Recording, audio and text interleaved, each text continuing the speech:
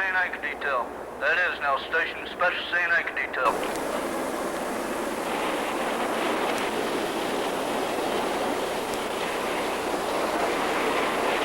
Folks, one line.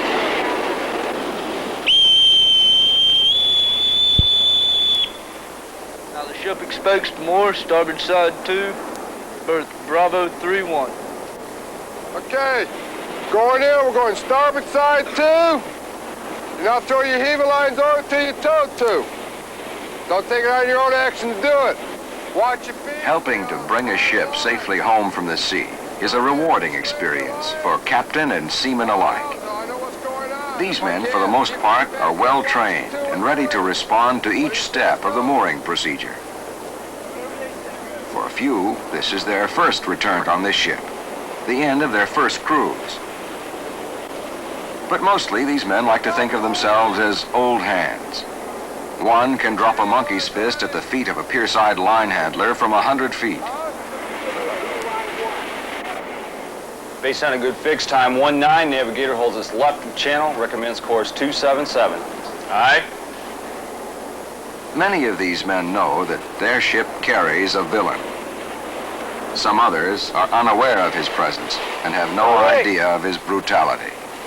Need hound dog down there. The villain rides every ship these days.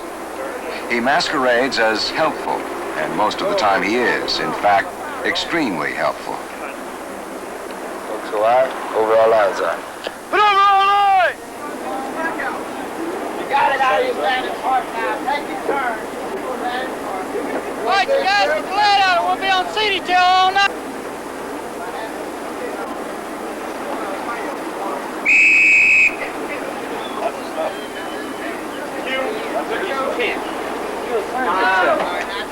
Forecastle Bridge, take line 1 to power and take a strain. Aye, sir. Forecastle Bridge, take line 1 to power, take a strain. Take that line to power! Aboard this ship, the villain has never turned on the crewman he has served. On other ships, he has in an instant turned savage, wounded and killed crewmen who had been unaware of his presence. Take some more turn! The villain on this ship is preparing to strike.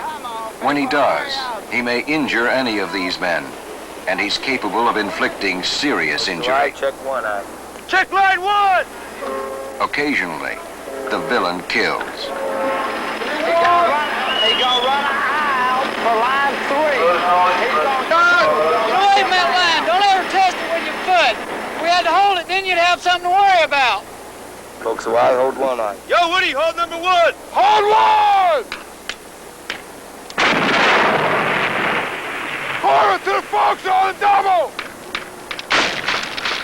At 700 feet per second, the parted line snaps back at nearly the speed of a .45 caliber bullet. Anything in its path is sent tumbling. It lashes with a force like the proverbial ton of bricks. The fragile human body can be torn apart by this vicious assault. The synthetic line villain didn't strike any real sailors in this crew.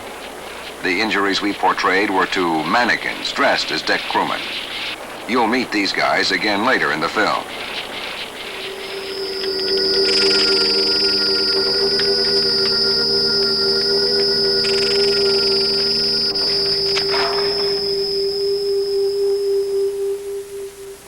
I'm Mike Booth, retired Navy commander, and this is obviously not the leg I was born with. I lost this leg and even more of the other leg as a result of a snapback of a synthetic mooring line when I was executive officer of a ship of this class. I was craft master of the bow tug. I had the misfortune of witnessing the XO of the Barry get both legs cut off when the number 1 line parted. As we were unmooring from the Medmore, the 10-inch stern line around the bollard parted at the eye, hitting the chief and myself, driving us to the deck, and hitting the XO in the chest and killing him instantly. And we were told to hold the line, and we held the line and it had too much strain on it before he backed down off it. And the ship movement and the wind combined, the ship parted the line. And when it snapped back on deck, it came back and took off a stanchion holding up a winch control box for the capstan. and didn't injure anybody, but just took a piece of 1/8" pipe and knocked it completely off the deck. One seaman was holding the line, and it surged itself off the bitch, and where he was holding it, it just took the skin right off his hand right to the bone. Mooring and unmooring a ship is always a potentially hazardous situation. It becomes indeed a hazardous situation when control is lost, when the mistakes start happening. The mistakes accelerate very quickly and result, in the best cases, in minor damage to the ship. In the worst cases, to serious injury to death of crew members. The most important thing that young men who are handling line be aware of is the terminology involved and have a deep respect for the elasticity of synthetic lines. There's a lot of power in those lines, and they're wonderful things because of the stretchability and elasticity of the line. But if that line ever lets go, it'll return to normal instantly. It doesn't matter what's in its way.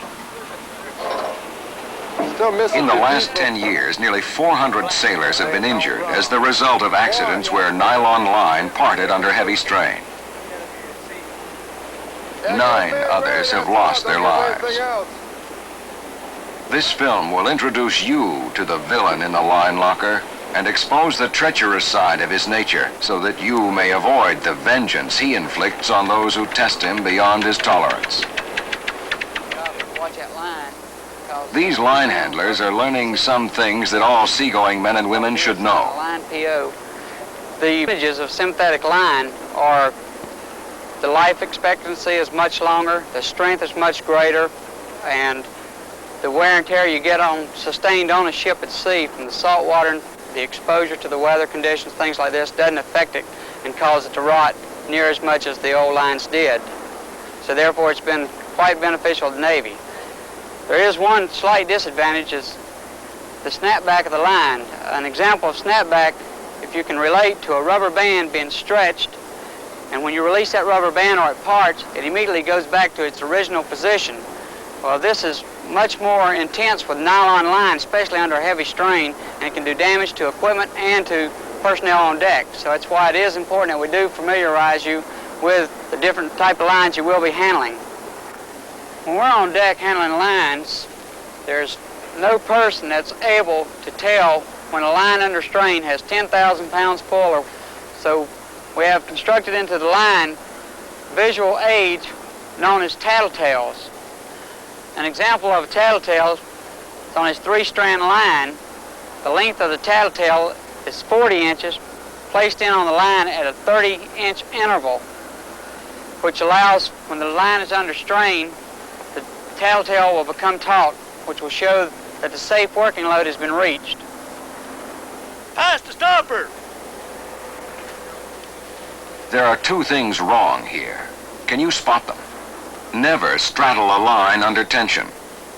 And the single leg stopper with rolling hitches is less effective than this double-leg Chinese stopper used as shown here.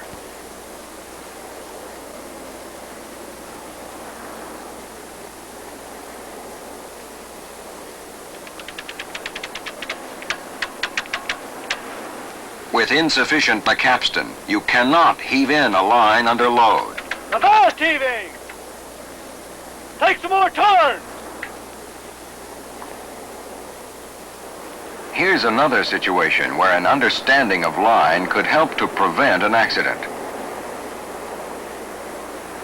For maximum safety, eyes should be made so that their length is at least 5 times the bollard diameter. A small eye in your mooring line can greatly increase the chance of that line parting.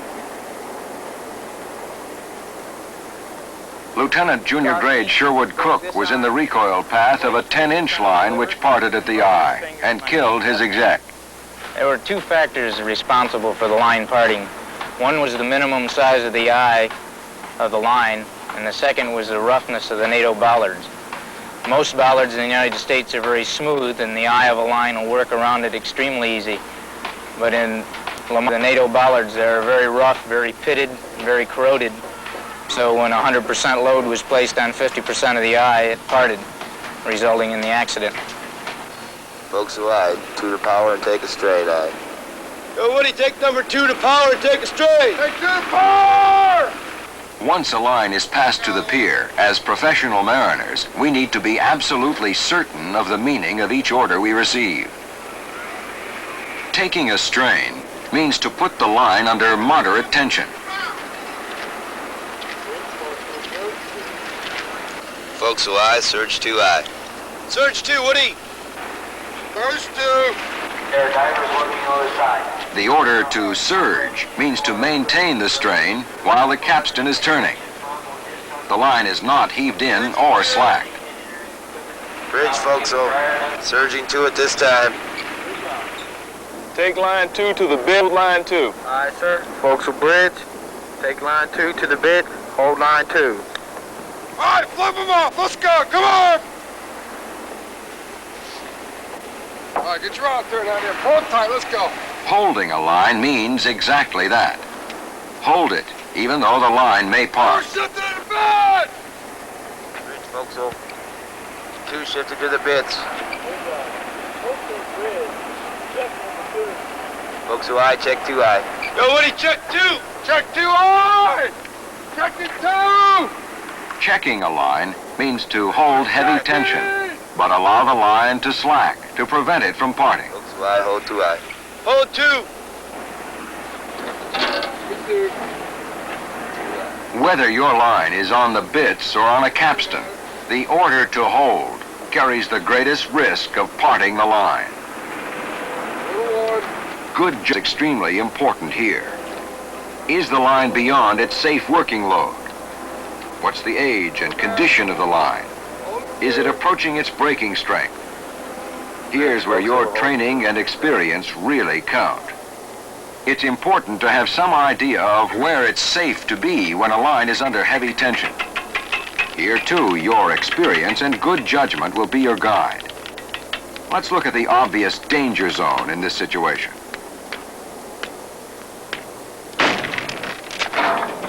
The danger zone extends as far as the line may snap. In this case, twice the distance between the chock and the bits. Danger zones around tensioned lines are marked in yellow and black only to make this film. On your ship, you'll have to use your head. In the real world, you won't get a second chance. Let's back up the clock and give these sailors another chance. It's clear that danger zones are off limits when the order is to hold. Now let's take a closer look at the possibilities for problems here. We know a danger zone extends from the chock to the bits.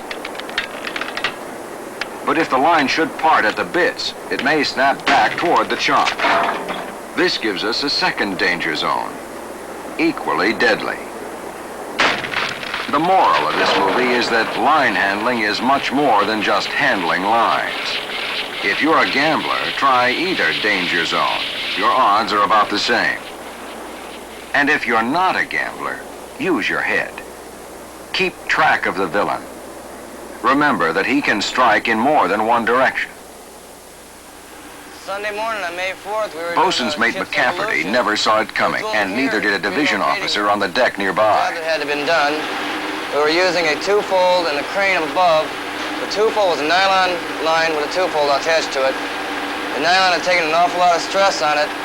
Too much stress, and the fitting had popped. The swedge popped. Two-fold shot back to the ship with an 8-inch block hitting the officer in the head, killing him upon impact. The line had wrapped around me and shot me across the deck. And it happened so fast, no matter if he was looking at it or not, that, you know, you couldn't have moved in time. It was just way too fast.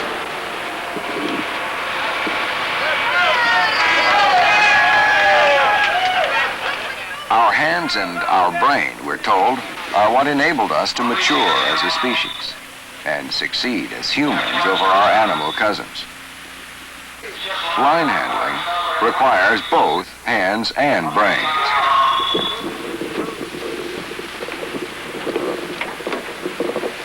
Good girl. Yeah.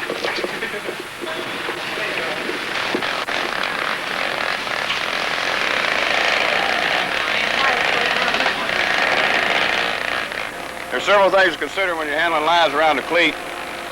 Number one, the item that you're tending is tending forward. The line tends on the after side of the cleat. That prevents a riding turn. You always stand back 2 to 3 feet from the cleat. When you throw your turns, you get your hands in there, keep your fingers clear of the line, throw your line over it. Same way on the other side, keep your fingers clear, throw your line over it, you step back 2 to 3 feet. The reason why you step back 2 to 3 feet is when the line surges, you'll pull your hands toward it, you have time to let go of it. If you're in here, the line surges, you can wind up with your fingers in the bit. You don't want that. Another factor to consider when you're tending lines, back away from the pull of the line. Your line is leading forward, you back away from the pull, the line snaps, it'll go this way. It won't hurt you. Standing back in here when the line snaps, you're hurt. Towing is another evolution that involves potential hazards. Lieutenant J.G. Bill Zabarin was one of 6 people injured when a tow line parted under tension. We were shortening the tow, and I was in my position as the safety observer. When I saw the thimble foul, I gave a stop sign. I yelled stop. And the next thing I knew, I was rolling and tumbling over the deck. And I don't remember being hit, but I was hit before that. I came to a stop on my left side. I looked down, and about midway down my thigh, my leg was collapsed, so I knew my leg was busted, and I couldn't get up. I looked around the deck. The 5 there with me were all in similar positions. One man had blood seeping out around his head. Absolutely no warning. It struck with lightning speed, and in those situations, it's my first time with an accident like this. And I've always heard people talking about it, but you have absolutely no time to respond when it breaks. So I don't think it's a lack of attention paid to the job that's being done as much as I think it is the routine nature that we sometimes find ourselves falling into when we do dangerous projects, and towing is a dangerous job. Commander Mike Booth was the exec on the USS Barry, returning from deployment. Extended deployment in the Mideast and the... He was on the forecastle during the mooring. As we were jockeying alongside the pier, making the landing, getting into the berth, number 1 line down to the pier. It was around the bit on the pier. The shipboard end was around the capstan. I was standing probably midway between the life rail and the capstan. I had just finished my business on the forecastle. I was returning to the bridge, facing aft, the line forward on the ship behind me. There was a noise like a cannon shot, like one of our 5-inch guns here. The line parted right at the bullnose. The bitter end whiplashed back, caught me from behind. As I hit the deck, I could see both of my legs spinning down the deck. One went over the side, one stayed on the deck. You just got to watch them off, because... Senior Chief Reich was craftmaster of the bow tug, assisting Commander Booth's ship. He saw the ship surging ahead on line 1, putting the bow line under extreme tension. He notified the bridge by radio. On the next surge up, it jerked the line and smoked it on the capstan and jerked the line out of the line handler's hands. They immediately grasped it, and I informed the pilot once again, hey, if they do this again, they're going to part this line. Well, they continued to try with the surges, and I noticed the surges were getting further and further spaced, and on the 3rd surge, before I could even tell the pilot anything, well, I think I just had told the pilot that they was going to part the line, and the line did part. And we had the misfortune of seeing the XO lose both of his legs, and the impact on the crew was immediately, it was as if someone had taken a spray paint and sprayed it into the wind. It came out on the tug because there was a good breeze that day, and one of my crew members got sick and had to strike below.